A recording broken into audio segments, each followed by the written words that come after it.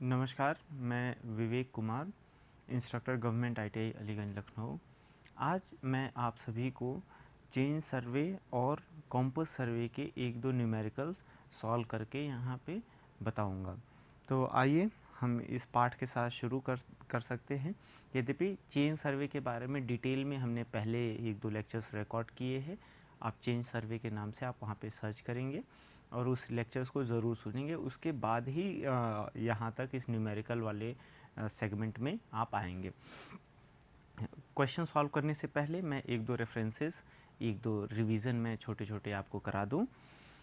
देखिए, सबसे पहले अगर हम करेक्शन इन टेप, अगर हम टेप की बात करते हैं तो यहीं पे आपको चेन भी मानना चाहिए, क्योंकि चेन और टेप दोनों का ही काम है हॉरिजॉन्टल डिस्टेंस को मेज़र करना, क्षैतिज दूरी को मेज़र करना किसी दो स्टेशंस के बीच में। मसलन हमने यहाँ पे स्टेशन ए लिया और स्टेशन बी का जो क्षैतिज दूरी है उसको हमने नापने के लिए चेन या टेप का इस्तेमाल किया, और इसी में जो करेक्शंस होगा उसके बारे में हम बात करेंगे। देखिए, सबसे पहले तो करेक्शन फॉर स्लोप हो सकता है, मतलब कि आपको अगर मान लीजिए जो कोई टेरेन है, यानी कोई सतह है जो कुछ इस तरीके से है, आपसे कहा जाए स्टेशन ए और स्टेशन बी के बीच का दूरी बताइए, तो इन दोनों के बीच का जो हॉरिजॉन्टल डिस्टेंस होगा वो एग्जैक्टली ये डिस्टेंस होगा।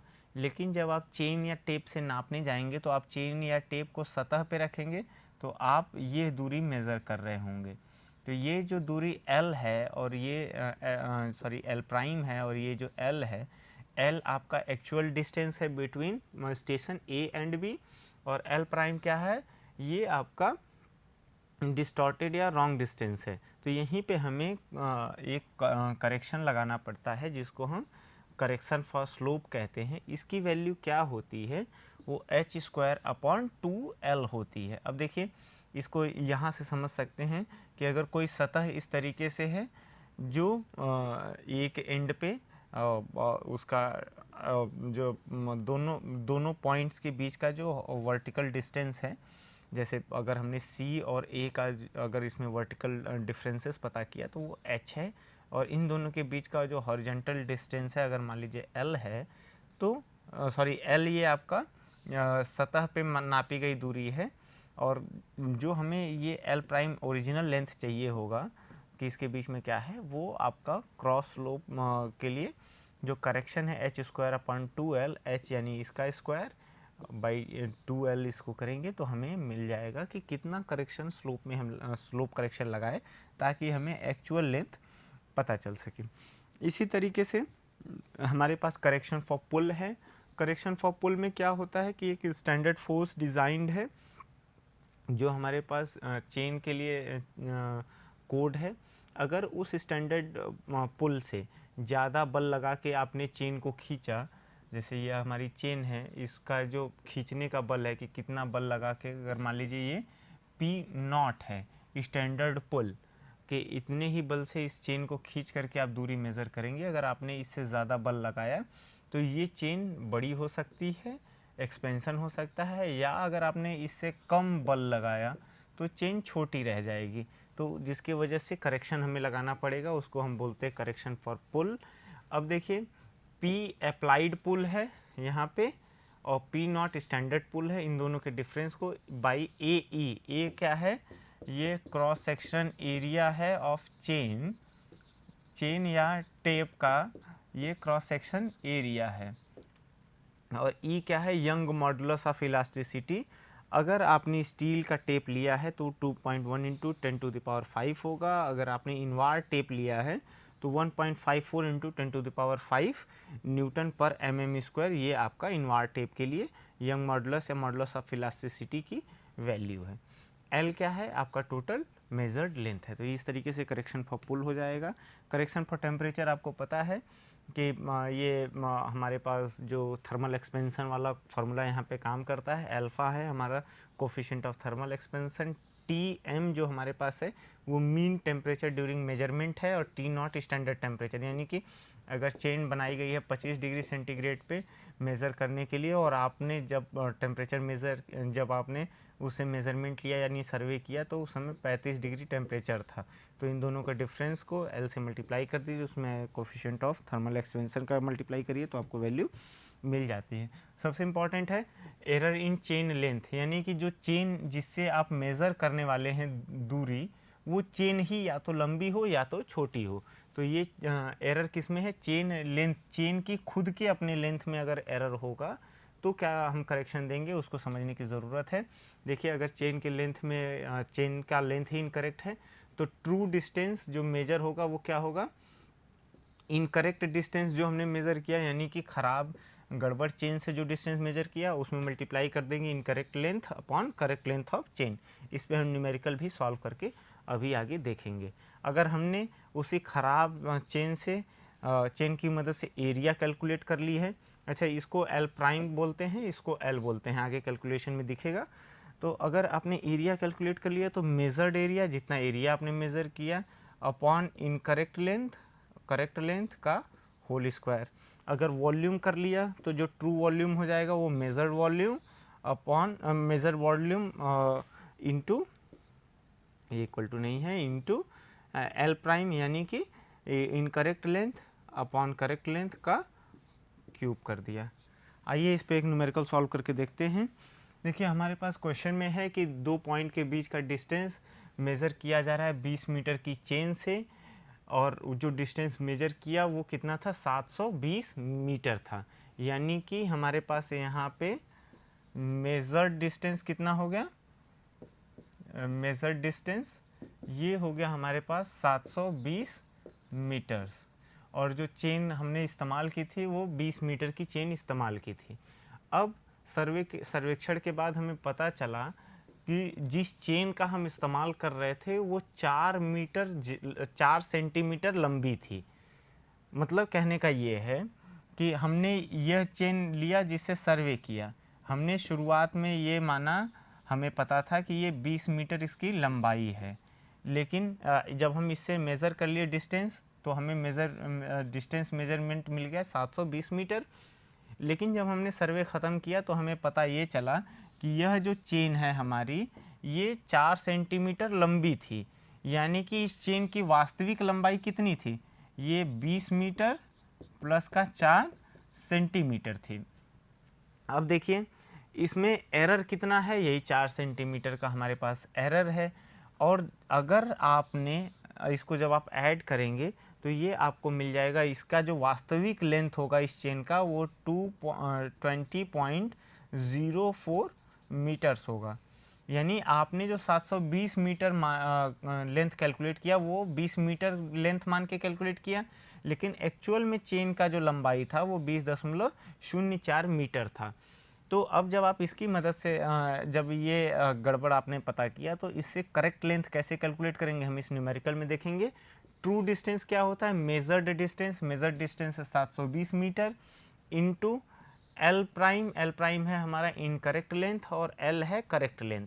देखिए मेजर डिस्टेंस 720 मीटर है, चेन की लंबाई हमारे पास 20 मीटर थी जिसमें एरर है 4 सेंटीमीटर का प्लस में, क्योंकि चेन ज़्यादा लंबी है। तो एल प्राइम हमारे पास क्या हो जाएगा 20, और यही जब 4 सेंटीमीटर को मीटर में बदलेंगे डिवाइडेड बाई 100 करेंगे तो हमारे पास इनकरेक्ट लेंथ मिल जाएगी 20.04 मीटर। और जो वास्तविक लंबाई है जो हमने मानकर जो स्टैंडर्ड लंबाई है वो 20 मीटर है। जब हम ट्रू लेंथ के लिए ट्रू डिस्टेंस के लिए फार्मूले में पुट करेंगे वैल्यू तो 720 इंटू 20.04 अपॉन 20, ये हम इस फार्मूले का इस्तेमाल कर रहे हैं, तो हमारे पास जो करेक्ट लेंथ मिल जाएगी वो मिलेगी 721.44 मीटर। ये हमारे पास आ जाता है ट्रू लेंथ। आगे बढ़ते हैं, एक क्वेश्चन और सॉल्व कर लेते हैं। यहाँ पे एरिया देख लेंगे। देखिए यहाँ पे एक चेन की मदद से एरिया कैलकुलेट की गई और हमें मिला कि वो एरिया है 127.34 हेक्टेयर्स। अब बाद में हमें ये पता चलता है कि जिस चेन से हमने यह एरिया मेज़र, जिस चेन की मदद से हमने एरिया मेज़र की थी वो 8% ज़्यादा लंबी थी, मतलब उसकी लंबाई 8% ज़्यादा थी। हमने जिसको स्टैंडर्ड मान के मेज़र किया था एक्चुअल में वो स्टैंडर्ड से 8% ज़्यादा थी। तो हमें करेक्ट एरिया चाहिए। देखिए यहाँ पे चेन की लंबाई नहीं दी हुई है, परसेंटेज में बात कर रहे हैं। तो हम मान लेते हैं कि जो स्टैंडर्ड चेन की लंबाई होगी वो 100 यूनिट्स होगी। इस स्टैंडर्ड 100 यूनिट्स वाली चेन से ही हमने जो एरिया मेज़र की थी 127.34 हेक्टेयर्स आया था। अब देखिए हमें ये पता चला बाद में कि इसमें जो चेन की लंबाई है वो 8% 0.8 सॉरी मैं 8% बोल रहा हूँ, ये एक्चुअल में 0.8% है। तो 0.8% चेन की लंबाई ज़्यादा है, तो हमारा जो इनकरेक्ट लेंथ हो जाएगा चेन का वो क्या हो जाएगा, ये 100 प्लस का 0.8। तो क्योंकि यही इसमें हम 0.8% बढ़ाएंगे तो 0.8 उसके साथ ऐड हो जाएगा। तो यहाँ से देखिए चेन जो हमने यूज़ किया हमने उसको मान लिया कि वो 100 यूनिट उसका लंबाई है। और ट्रू एरिया हमारे पास जो फार्मूले के हिसाब से आएगा वो मेजर्ड एरिया कितना है 127.34 हेक्टेयर्स है। उसमें हम मल्टीप्लाई कर देंगे एल प्राइम यानी कि इनकरेक्ट लेंथ, एल यानी कि करेक्ट लेंथ, और इसका हम कर देंगे स्क्वायर। अब देखिए इनकरेक्ट लेंथ एल प्राइम क्या हो जाएगा 100 प्लस का 0.8, ये आ जाएगा 100.8 यूनिट। हमारे पास करेक्ट लेंथ है 100 यूनिट। हमने इसको ट्रू एरिया कैलकुलेट करने के लिए 127.34 ये अपना मेजर्ड यही वाली वैल्यू है।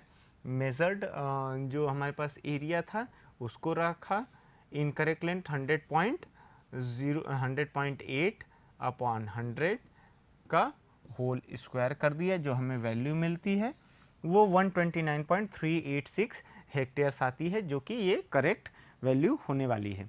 तो इस तरीके से हमने दो प्रॉब्लम समझे चेन में कैसे करेक्शन करते हैं अगर चेन का खुद का लंबाई गड़बड़ हो। इसी तरीके से ये तो चेन दोनों ही केस में ऐसा हो गया कि चेन लंबी थी, चेन एक बार छोटी भी हो सकती है कि मतलब हमने 20 मीटर की चेन मानी और वास्तविकता में चेन की लंबाई 19 मीटर है, तो उसके वजह से भी जो करेक्शंस आएगा वो भी हम इसी फार्मूले का इन्हीं फार्मूलों का इस्तेमाल करके इजीली सॉल्व कर सकते हैं।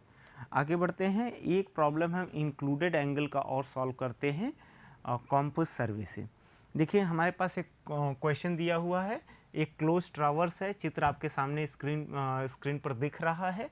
इसमें लाइन दी हुई है, 4 पॉइंट्स है A B C D, line A B B C C D और डी ए दिया हुआ। इन सभी का क्वाड्रेंटल बियरिंग में, क्वाड्रेंटल बियरिंग क्या होता है, ये इसमें नॉर्थ से या साउथ से ईस्ट की तरफ या वेस्ट की तरफ मेजर करते हैं। तो इसमें आप देखिए कि क्वाड्रेंटल बियरिंग में सभी की 4 बियरिंग दी हुई है। तो यहाँ से हमें total internal angle interior angle पता करना है। चलिए शुरुआत करने से पहले एक बात हम यहाँ पे जान लेते हैं कि टोटल जो इंटरनल एंगल का समीशन होता है वो एक हमारे पास फार्मूला है 2n माइनस का 4 इंटू 90, ये है टोटल इंटरनल एंगल का सम। तो हम इससे क्रॉस चेक भी कर पाएंगे कि हमारे जो वैल्यूज़ है वो ठीक है या नहीं। सबसे पहले हम क्या करते हैं, इस क्वाड्रेंटल बियरिंग को हम होल सर्कल बियरिंग में कन्वर्ट कर लेते हैं। चलिए अगर हम बात करेंगे होल सर्कल बियरिंग क्या होता है, वो नॉर्थ से ही हमेशा मेज़र किया जाता है, यहाँ हो कहीं भी हो, वो हमेशा नॉर्थ से ही, ट्रू नॉर्थ से मेज़र किया जाएगा, वो WCB होता है, होल सर्कल बियरिंग आता है।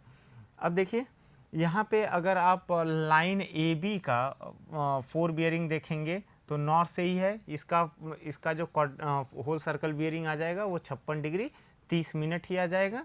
जब आप बात करेंगे BC का होल सर्कल बियरिंग तो देखिए ये क्या है 180 यहाँ से होता है पूरा, उसमें से 50 डिग्री 30 मिनट जब माइनस कर देंगे तो BC का जो आपका होल सर्कल बियरिंग आएगा वो 180 डिग्री 0 मिनट माइनस और 50 डिग्रीज 30 मिनट, तो ये आपका 30 मिनट आ जाएगा। 9 यहाँ पे आपका बचा 7 2 1 129 डिग्री 30 मिनट, यानी कि BC का जो 4 बियरिंग आ जाएगा वो 129 डिग्री 30 मिनट आ जाएगा। उसी तरीके से जब आप CD को देखेंगे तो देखिए एंगल ये होने वाला है और आपके पास ये एंगल दिया है तो इसमें 180 ऐड कर दीजिए तो सी डी का जो वैल्यू हो जाएगा वो आपका 180 डिग्रीज 180 डिग्री प्लस का 19 डिग्रीज 30 मिनट, तो ये 199 डिग्रीज 30 मिनट आपका ये 4 बियरिंग आ जाएगा सी डी लाइन का। तो ये आ गया 199 degrees 30 minute 4 bearing C D का गया। वहीं जब आप डी ए का 4 बियरिंग देखेंगे, डी ए का 4 बियरिंग क्या होगा, यहाँ से यहाँ तक होगा। अब आपको ये वैल्यू दी हुई है, यानी कि ये टोटल 360 होता है, 360 में से 70 डिग्री 30 मिनट माइनस कर दीजिए। तो जब आप 360 डिग्री 0 मिनट में से 70 डिग्री 30 मिनट माइनस करेंगे तो आपको मिलता है 30 मिनट, और यहाँ पे 9 हो जाता है 15 और 8 289। अगर मैं सही हूँ तो 30 मिनट 9 15 8 और 2 289 डिग्री 30 मिनट। तो ये हमारे पास सभी का 4 बियरिंग आ गया। इसी के आधार पे हम आगे कैलकुलेशन करेंगे बारी बारी से। चलिए इसको लिख लेते हैं 289 डिग्री 30 मिनट। देखिए इसका जो 4 बियरिंग है 289 डिग्री 30 मिनट, सॉरी ये 289 डिग्री 30 मिनट नहीं है, ये आपके पास आया है अभी जो हमने कैलकुलेट किया 129 डिग्री 30 मिनट है, 129 डिग्री 30 मिनट है।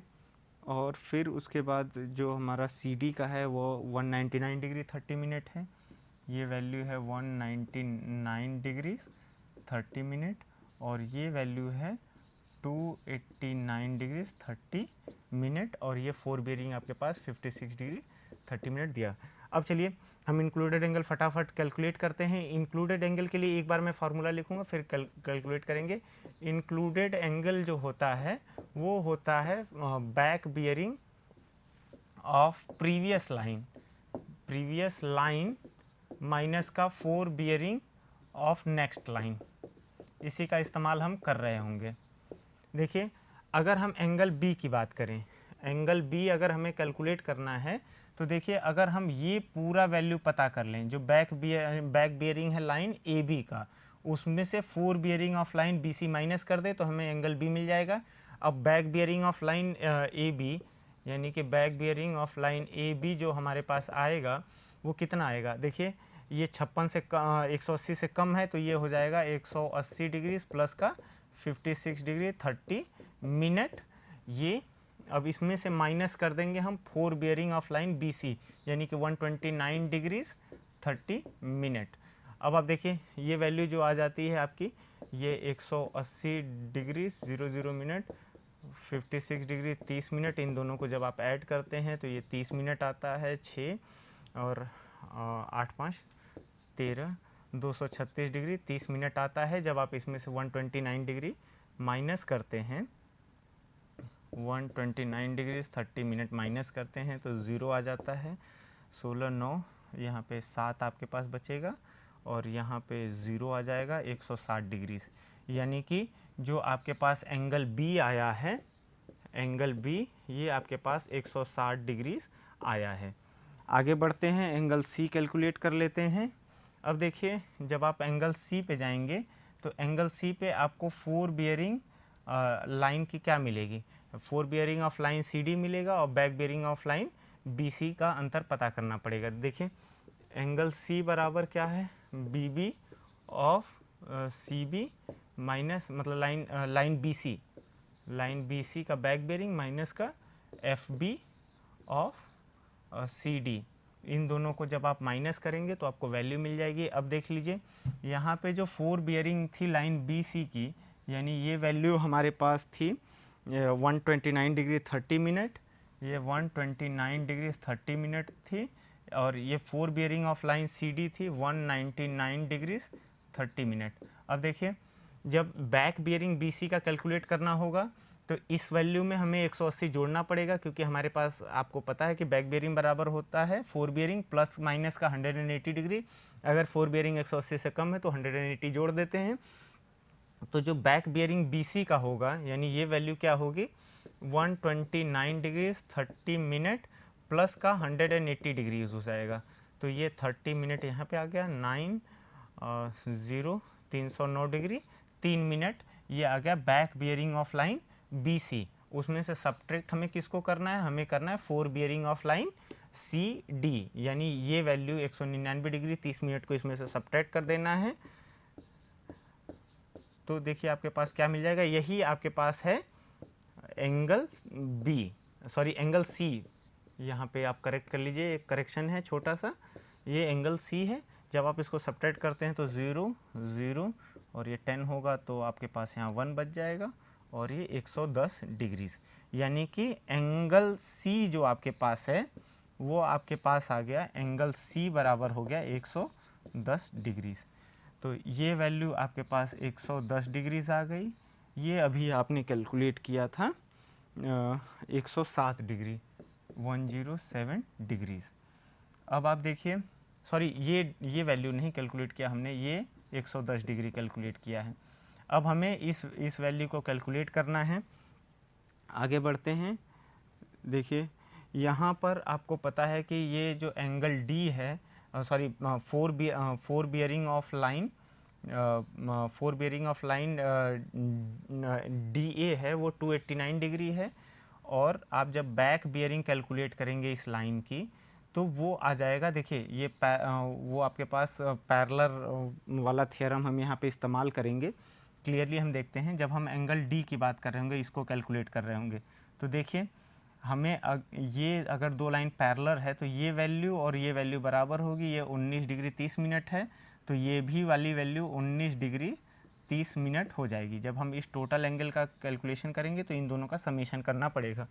तो यहाँ पर आप देख सकते हैं एंगल D बराबर क्या हो जाएगा, 70 डिग्री 30 मिनट प्लस का 19 डिग्री 30 मिनट। इसको जब आप जोड़ देंगे तो ये सीधे सीधे 90 डिग्रीज मिल जाता है, यानी कि एंगल D बराबर 90 डिग्री। ये जो टोटल है ये 90 डिग्रीज के बराबर हो जाता है। अब आप देख लीजिए, इसका जो 4 बियरिंग था वो 289 डिग्रीज 30 मिनट था, और हमारे लाइन AB का जो 4 बियरिंग है वो 56 डिग्रीज है। अब देखिए जब हमें एंगल A कैलकुलेट करना पड़ेगा, आगे देखते हैं, 289 डिग्रीज 30 मिनट आगे कैलकुलेट कर लेते हैं इसमें, यहीं से क्लीन करके। ये जब हम एंगल A देखेंगे, एंगल A इक्वल टू हमारे पास आ जाएगा back bearing of line DA, यानी कि ये वैल्यू माइनस का ये वैल्यू। अब ये वैल्यू कहाँ से मिलेगी, back bearing of line DA हमारा BB ऑफ DA माइनस का FB ऑफ AB। अब आप देखिए back bearing of line DA कैसे मिलेगा, आपको पता है कि BB इक्वल टू होता है FB प्लस माइनस का 180 डिग्रीज। अगर हमारा 4 बियरिंग 180 से ज़्यादा है तो प्लस करते हैं, सॉरी माइनस करते हैं। अगर 4 बियरिंग 180 से कम है तो 180 डिग्री माइनस करते हैं। इस केस में देखिए 4 बियरिंग ऑफ लाइन DA 289 है, 180 से ज़्यादा है तो इसको माइनस करेंगे, ये आ जाएगा 289 डिग्रीज माइनस का 180 डिग्रीज, तो ये 901 सॉरी ये 30 मिनट के साथ आता है। 289 डिग्रीज 30 मिनट में से जब आप 180 डिग्रीज को माइनस करेंगे तो 30 मिनट 109 डिग्री 30 मिनट आ जाएगा। और देखिए जब आप इसमें से 4 बियरिंग ऑफ AB यानी कि 56 डिग्री 30 मिनट माइनस करेंगे, यहाँ से 56 डिग्री 30 मिनट जब आपने माइनस किया तो ये 0 0 हो गया 3 और यहाँ पे 53 डिग्रीज़ आ गया। तो ये 53 डिग्रीज़ आपका ये वैल्यू हो गया 53 डिग्रीज़। ये आपके पास 110 डिग्री है, ये 160 डिग्री है। जब आप इन तीनों को ऐड करते हैं तो आइए ऐड कर लेते हैं, 107 110 53 और फिर 90, देखिए 0 आ गया और ये आपके पास ये आ गया 60 30 360 डिग्रीज आ गया। वहीं जब हम इसमें चेक लगाएंगे, देखिए 2n माइनस का 4 इंटू 90 का जब हम चेक लगाएंगे तो n की वैल्यू यहाँ कितनी आएगी, 1 2 3 4, यानी कि 4 साइड है तो यहाँ पे 8 माइनस का 4 इंटू 90 होगा, जिसको जब हम कैलकुलेट करके देखेंगे तो ये वैल्यू हमारे पास आ जाएगी 360 डिग्रीज। तो इस तरीके से हमने देखा कि हमारा जो इंक्लूडेड एंगल है वो सब पता चल गया। एंगल ए हमारे पास कितना आया 53 डिग्री, एंगल बी आया 107, एंगल सी आया 110 और एंगल डी आया है 90 डिग्री। हमने इस तरीके से पूरा इंक्लूडेड एंगल निकाला। किसकी मदद से निकाला? फोर बियरिंग और बैक बियरिंग के कैलकुलेशन के साथ निकाला। तो ये आपके सामने एक बहुत ही सरल तरीका है। रिवीजन के तौर इस पूरे पाठ में हमने दो चीज़ें देखी। चेन सर्वे के बारे में देखा कि चेन के एरर को कैसे हम करेक्ट कर सकते हैं। फिर हमने एक प्रॉब्लम सॉल्व किया इंक्लूडेड एंगल के लिए। इंक्लूडेड एंगल के लिए मैं यहाँ पे एक दो छोटे फार्मूले और लिख दूँ। छोटा फार्मूला, हालांकि इस पे हम लोग बहुत ज़्यादा बात कर चुके हैं, लेकिन फिर भी हम लोग लिख लेते हैं उसको। देखिए, सबसे पहले तो आपको ये याद रखना पड़ेगा कॉम्पस सर्वे के लिए कि जो बैक बियरिंग होती है वो होती है फोर बियरिंग प्लस माइनस का 180 डिग्री। देखिए यहाँ पे प्लस पॉजिटिव कब होता है? When F B is less than 180 degrees. Negative कब होता है? जब F B greater than 180 degrees होता है। इस पे हम लोगों ने दो तीन न्यूमेरिकल सॉल्व किया, तो मैं समझता हूँ ये दिक्कत आपके दिमाग में आपके साथ नहीं आनी चाहिए। इंक्लूडेड एंगल इक्वल टू क्या होता है? इंक्लूडेड एंगल बराबर होता है back bearing of previous line. Previous line यानी कि जैसे ये है, ये हमारे पास नॉर्थ है, ये ए बी सी है, तो अगर देखिए हम ये एंगल कैलकुलेट करें तो प्रीवियस लाइन ये हो जाएगी, नेक्स्ट लाइन हमारी बी सी हो जाएगी, यानी प्रीवियस लाइन ए बी हो गई, नेक्स्ट लाइन बी सी हो गई। तो यहाँ पे इंक्लूडेड एंगल हो जाएगा back bearing of previous line minus का fore bearing of next line. तो इन दोनों का इस्तेमाल करके हम आसानी से कैलकुलेट कर सकते हैं इंक्लूडेड एंगल। एक आखिरी में चेक होता है 2n माइनस का 4 इंटू का 90 डिग्रीज, जहाँ पे n होता है नंबर ऑफ साइड्स। अगर जैसे हमने ट्राइंगल लिया तो इसमें 1 2 3 तीन साइडें हुई, यहाँ पे पुट करेंगे तो हमें वैल्यूज़ मिल जाएंगी। तो यह एक सरल प्रक्रिया थी जिसके माध्यम से हम इंक्लूडेड एंगल को कैलकुलेट कर रहे थे। इसमें कुछ क्लोजिंग एरर्स भी होते हैं जिन्हें हमें बाद में कॉम्पनसेट करना पड़ता है। हमने लोकल अट्रैक्शन की वजह से प्रॉब्लम जो आई थी उसको भी कॉम्पनसेट किया था। इस पूरे पाठ में मैंने जो बताने का प्रयास किया कि आपको कॉम्पस सर्वे से संबंधित क्वेश्चन को कैसे हल करना है, साथ ही साथ चेन सर्वे से संबंधित क्वेश्चन कैसे हल करना है। इस पाठ को प्रस्तुत करने के लिए मैंने निमी द्वारा बनाई गई ई बुक का इस्तेमाल किया, जो ड्राफ्टमैन सिविल के लिए बनाई गई है, और दुग्गल साहब की लिखी हुई किताब सर्वेइंग इंजीनियरिंग वॉल्यूम 1 से भी हमने कुछ रेफरेंसेस लिए हैं। मैं समझता हूँ कि आज का यह पाठ आप सभी के लिए मददगार साबित होगा। धन्यवाद।